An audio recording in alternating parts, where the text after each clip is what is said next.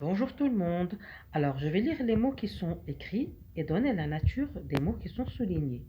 Grand, long, le client, le marquis. Le premier mot qui est souligné est un adjectif. Le deuxième mot qui est souligné est un adjectif aussi. Le troisième mot est un nom et le quatrième mot est un nom. Donc, chacun de ces mots, on va entourer la dernière lettre. Dans le mot grand, c'est la lettre D. La dernière lettre du mot long, c'est la lettre G. La dernière lettre du mot client est la lettre T.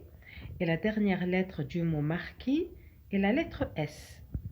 Alors ces dernières lettres qui sont entourées, on les appelle les consonnes finales. Pourquoi finales? Parce qu'elles sont à la fin du mot. Muettes. Donc, D est une consonne finale muette. G est une consonne finale muette.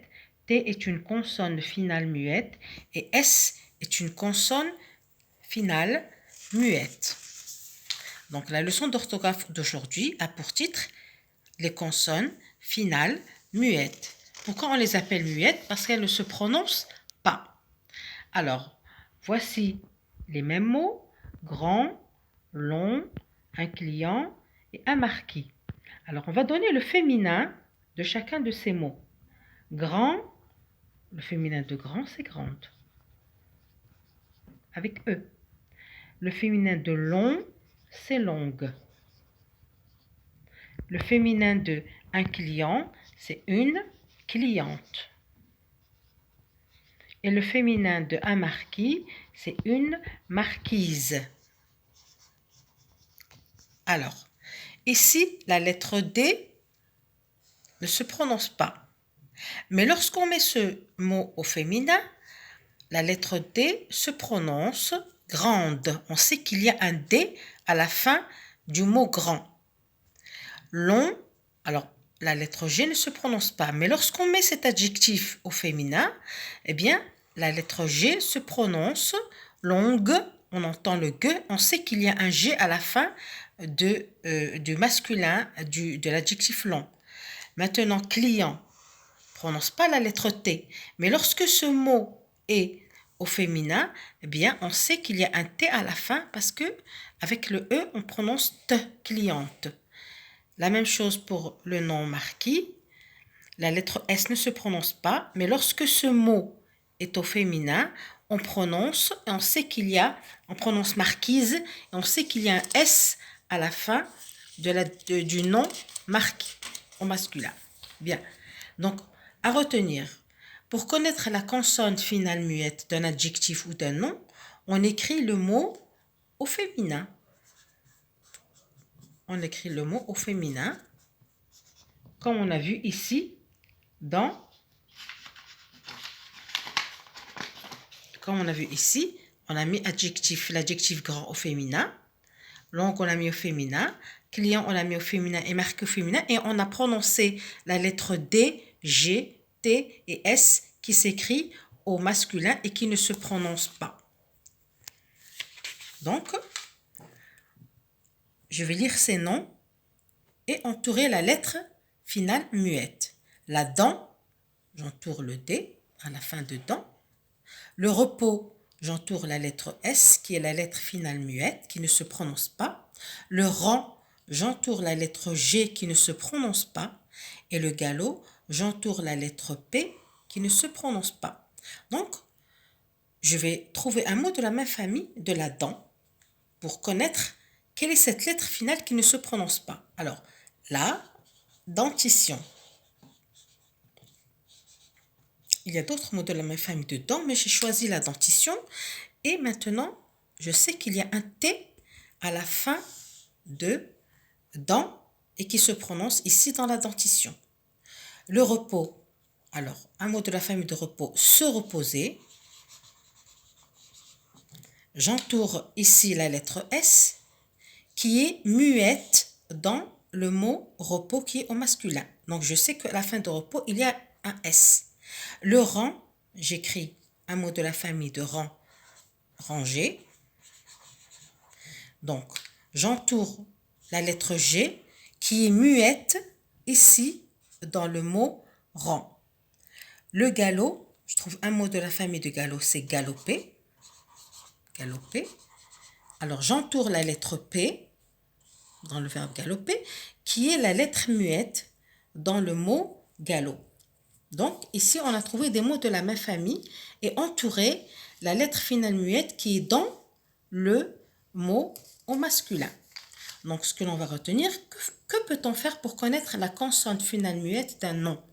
On trouve un mot de la même famille, tout simplement, qui contient la lettre finale muette du nom. Donc, récapitulons. Que peut-on faire pour trouver la lettre finale muette de certains mots? Premièrement, soit on met ce mot au féminin, exemple, rond, ronde.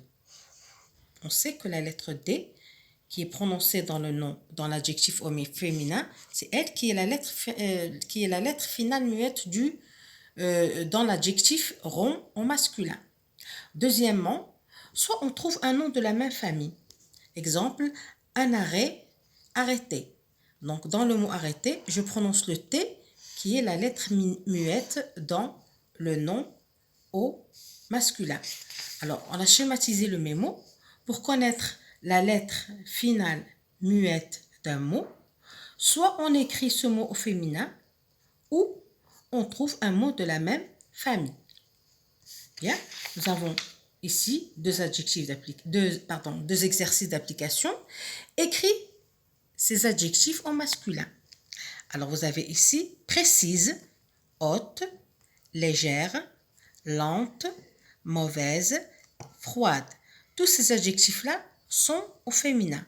On va les écrire au masculin et pour connaître la lettre finale muette qui ne se prononce pas au masculin. Alors, précise au masculin, on va dire précis, précis. Et la lettre finale muette, c'est le S qui se prononce au féminin, mais au masculin qui ne se prononce pas. Haute, masculin, O. La lettre finale muette, c'est le T qui se prononce au féminin, mais qui est une lettre muette au masculin. Légère, léger, léger. Donc ici, le R ne se prononce pas au masculin, mais il se prononce au féminin. Lente, au masculin c'est lent. La lettre finale muette, c'est le T, que l'on trouve ici au féminin qui se prononce, mais qui ne se prononce pas au masculin. Mauvaise, on va écrire au masculin mauvais.